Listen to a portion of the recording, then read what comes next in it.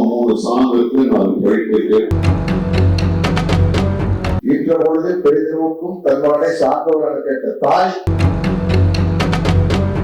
வேற வேற வேற வேற இடத்துல இருந்து வந்தாங்க. கோவால இருந்து வந்தேன். 8 மணி நாங்க ஆடிடுவோம். டான்ஸ் ஆடுவோம். நாங்க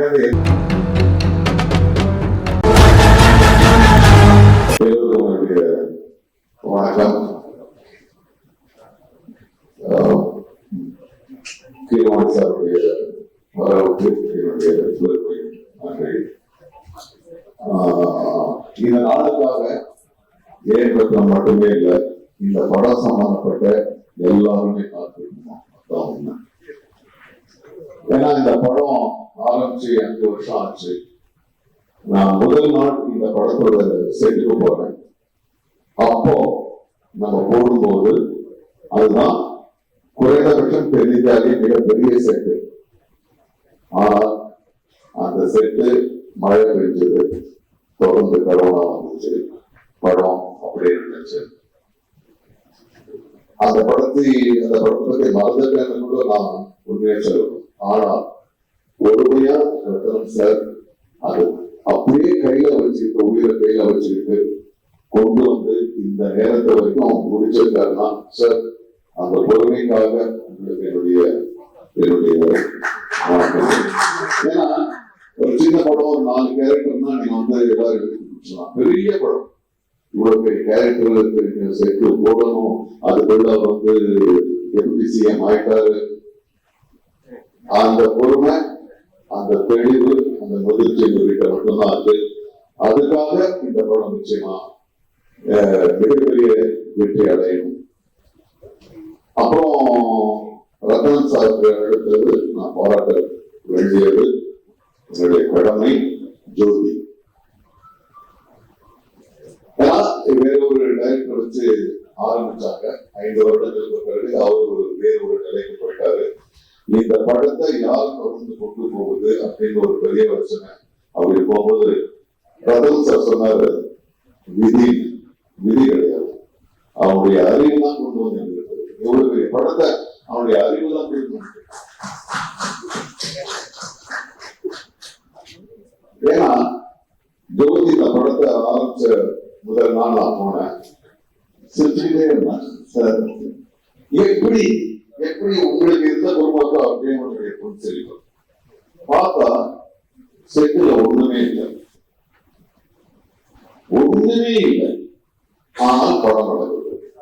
நான் கேட்டேன், ஜோதி என்னப்பா இது? இல்ல சார், இந்த படம் எப்படி எடுக்க போகுதுன்றத பத்தி டெக்னிக்கலா ரொம்ப தெளிவா என்கிட்ட சொன்னாங்க. அப்பவும் எனக்கு பயம். சரி, இவங்க எல்லாம் கரெக்டா சொன்னா அது எடுக்கணுமே அப்படின்னு. ஆனா நான் கப்பிக்கு போகும்போது ரொம்ப ஆச்சரியமாச்சு. ஒரு குழந்தை மாதிரி எனக்கு வந்து அந்த ஒரு ஆச்சரியம் தான் ஆச்சு. எவ்வளவு மலைகளை கொண்டு வந்திருக்க, குதிரைகளை, பல பிரதேசங்களை கொண்டு வந்திருக்க, உன்னுடைய அந்த அறிவுக்கு என்னுடைய நன்றி. அப்புறம் மகள் பரமாத்மாவை பற்றி சொல்லணும். அவன் கேமராமேனா இல்ல வந்து மெஜிஷியனா எனக்கு தெரியல. ஏன்னா நம்ம எல்லாம் நடிக்க வரும்போது ஒரே ஒரு கேமரா தான் இருக்கு. நான் ஃபர்ஸ்ட் டே நம்ம விஜயோட போறோம், இங்க ஒரு கேமரா போட்டு அங்க ஒரு ட்ரோன் ஒண்ணு போகுது. அப்புறம் இந்த ஸ்டார் வார்ஸ் படத்துல வர்ற அந்த ரோவர் இங்க ஒண்ணு ஓடுது. அவ்வளோ ஒரு டெக்னிக்கல் இதோட அந்த படம் இருந்துச்சு. எப்படியும் ஒரு 6-7 கேமரா இருந்துச்சு. எந்த கேமராக்கு நடிக்கிறதுன்னு எங்களுக்கு தான் குழப்பம், உங்களுக்கு இல்லை. சோ ஆக இதுக்கு பின்னால பெரும் கதைகள் இருக்கு, பல தடைகள் தாண்டி வந்திருக்கு. அதெல்லாம் தாண்டி இது பொறுமையா இதை முடிச்சிருக்கோம். ஆனா அதே உத்வேகத்தோட சில படங்கள் வந்து ரொம்ப கேப் இருந்துச்சுன்னா அப்படியே செலுத்திக்கிட்டே போக முடியாது. ஆனா கிடையவே கிடையாது. ரத்னம் சார் கூப்பிடும் போதெல்லாம் நான் பிஸி இருக்காக இல்ல, அவர் கூப்பிடும் போதெல்லாம் நான் வேற இடத்துல இருந்து வந்தேன். கோவால இருந்து வந்தேன். நான் 8 மணி நேரம் கார்ல வந்து 8 மணி நேரம் திரும்பி 8 மணி நேரம் வந்தேன். ஏன்னா பவர் கல்யாணம் அவர் வந்து பொது வாழ்க்கைக்கு போயிட்டாரு. அவரு ஒரு நாள் அவர் கொடுக்குறாருன்னா நாங்க எல்லாம் சுனில் எல்லாம் வந்து ஸ்பெயின்ல இருந்து வந்து 2 ஷாட் கட்டிட்டு ஸ்பெயினுக்கு போனாரு. ஸோ அப்படியெல்லாம் கோஆபரேட் பண்ணி இந்த படத்தை நாம கொடுத்துருக்கோம். ஸோ பவன் கல்யாண் சார் வந்து அவர் ஒரு நாளைக்கு கொடுக்குறாருன்னா பாவம் அவர் 2 மணி நேரம் தான் வர முடியும். கரெக்டா அவர் சொன்ன நேரத்துக்கு வந்து போயிடுவார். அதுக்குள்ள ஜோதி வந்து 4 சீனை முடிக்கணும். பிரச்சனையே இல்லை, ஒண்ணும் இல்லை சார், நீங்க தனியா எடுத்தோம் அவர் தனியா எடுத்தோம். அவ்வளவு தெளிவான ஒரு கையாளுமை. ஸோ ஆக இந்த நிதி she also cooperated, ரொம்ப நல்லா கோஆபரேட் பண்ணாங்க. ஆக இந்த நல்மனதோடு ஒரு வெறுப்புணர்ச்சி இல்லாமல் ஒரு செழிப்பு இல்லாமல் ரத்னன் சாருக்காக எல்லாரும் ஒன்று கூடி இந்த ஒரு மாபெரும் யாகத்தை நடத்தி முடிச்சிருக்கோம். நிச்சயமா உங்களுக்கு எல்லாருக்கும் இது பிடிக்கும். நிச்சயமா எல்லாரையும் போய் சென்றடையும். ரத்னம் சார், நீங்க பார்ட் 2 அதை விட ஒரு பெரிய படம் நீங்க பண்ணணும். எங்களுடைய நடிகர்கள் சார்பா, தொழில்நுட்ப கலைஞர்கள் சார்பா உங்களுக்கு என்னுடைய வாழ்த்துக்கள். நன்றி. இந்த படத்துல நீங்க பவன் சார் கூட தொடர்ந்து வரீங்க. ஆனா பவன் சாரே சத்யராஜ் சாருக்காக தான் அவருக்காரு அப்படின்னு ப்ரொடியூசர் சொன்னாங்க. உங்க 2 பேருக்கு இந்த ஸ்கிரீன் ஸ்பேஸ் உண்டா இருக்காதுங்கிற ஒரு வருத்தம் இருக்கு. பார்ட் 2ல நாங்க எப்படி எதிர்பார்க்கலாம்? பார்ட் 2ல எங்க 2 பேருக்கும் 3 சாங் இருக்கு. 4 ஃபைட் இருக்கு.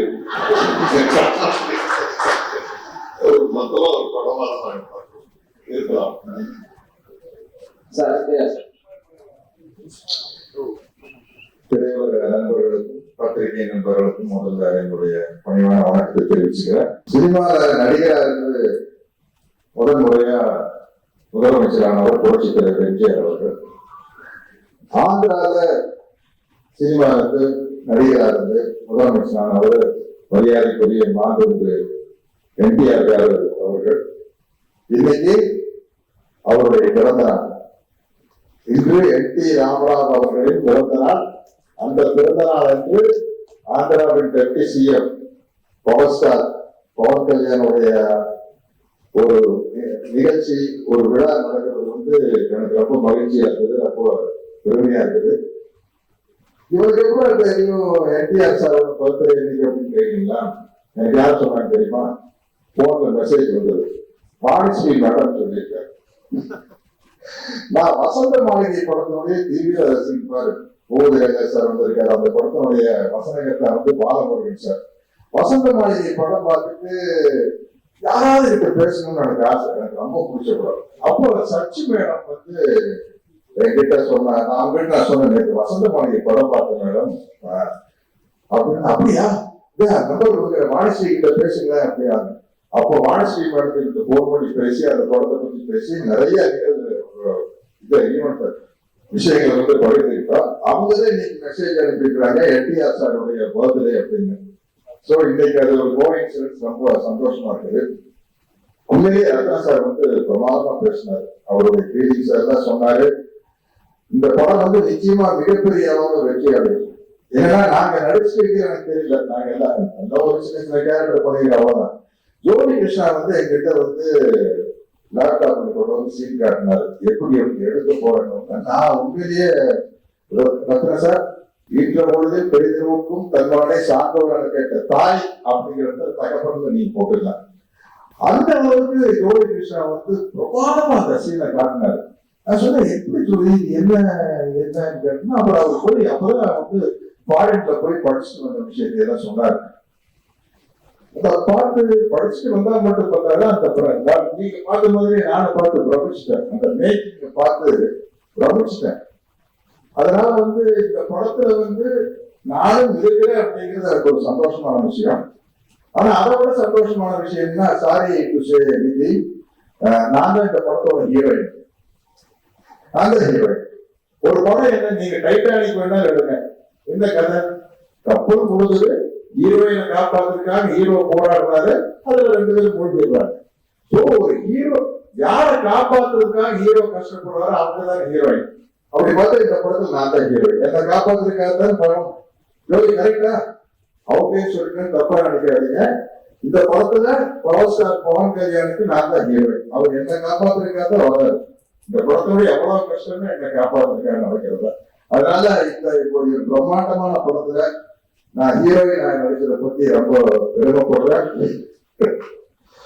அடுத்த பார்ட் அடிக்கையில பிரமணி சார் சினிமாவில் என்னென்னமோ போயிட்டு வந்தோம். இருந்தாலும் உங்க சாங் நான் இப்ப பாடிட்டேன். வாக்குப்பள்ளி 2ல வந்து நானே இதே மாதிரி டேப் படிச்சுட்டு ஒரு 4 பிட்டு பாடிட்டேன். பார்ட் 2 பண்ணையில கொஞ்சம் மனசுல வச்சுட்டு எனக்கு நாசர் சாருக்கு ஒரு நல்ல ஒரு அருமையான சாங் போட்டு சோமவாசம் பார்த்துட்டே இருக்காங்க சார். சோமவாசம் பார்த்துட்டே இருக்காங்க. வீரமல்லூர் 2ல வந்து உங்களை வச்சு சிறப்பா நிச்சயமா பரவாயில்ல. நாங்க ஆடியோம் டான்ஸ் ஆடுவோம். நாங்க எதுக்குமே கூச்சப்படாத ஆளுங்க. பரதநாட்டியம் ஆடணுமா, வண்டி கோடி வலிமை வேணுமா உங்களுக்கு, வைத்தியத்து மேல பார்த்து ஓகே. அது மாதிரி விஷயங்கள் கேமரா கூச்சமே இல்லாத ஆட்கள் நாங்கள். அப்படி இருந்தா சினிமா வந்து எந்த கேரக்டர் கொடுத்தா நடிக்க முடியும். இப்படிப்பட்ட ஒரு சிறப்பான படத்துல நானும் இருக்கிறேன் அப்படிங்கிறது எனக்கு ரொம்ப மகிழ்ச்சியான பெருமையான விஷயம். ரத்ன சாருடைய நல்ல மனசுக்கும் ஜோதியினுடைய நல்ல உழைப்புக்கும் இந்த படம் வந்து மாபெரும் வெற்றி அடையும் என்று நம்பி பார்க்கிறேன்.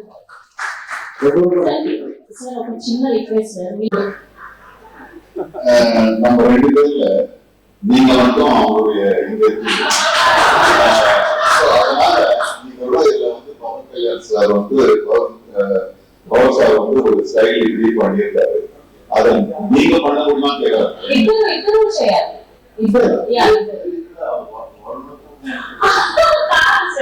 ఇద్దరు చేస్తే బాగుంటుంది. 3, 2, 1 గో. వీడు thank you so much sir. Thank you so much.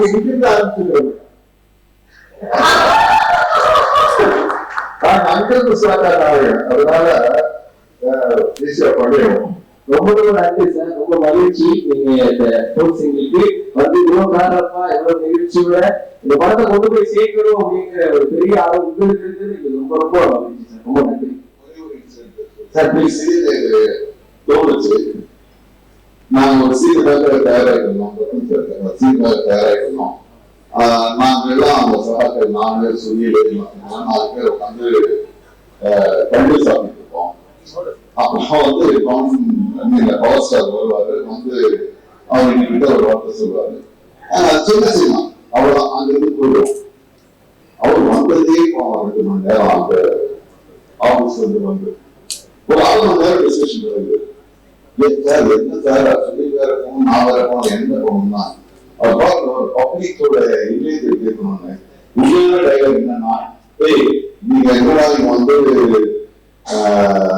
கையை பிடிச்சிருக்கீங்க, நீங்க அங்க வாங்க நல்ல சரக்கெல்லாம் கிடைக்கும் அப்படின்றதுதான் டைலாக். அவர் கூட போனோம். நாங்க அவர் அந்த டைலாக் சொல்ல மாட்டேன், சொல்லவே மாட்டேன். சரியா சொல்ற டைலாக் இல்ல. நான் வந்து இப்போ நான் ஒரு லீடரா இருக்கும். நான் நீங்க சாப்பிடுற கல்லை விட எனக்கு நல்ல சரக்கு எனக்கு தெரியும்னா நான் முடிச்சுக்கணும் அர்த்தமாகும். அதனால நான் சொல்ல மாட்டேன்னு சொன்னாரு. அதுக்கப்புறம் அதை வந்து என்னன்றது வந்து அது ஞாபகம் சம்பந்தப்பெல்லாம் தெரியல. ஓகே, அது சமூகம் இந்த படம் வெளியாகுது அப்படிங்கிறதுனால ஒரு சின்ன உதாரணத்துக்கு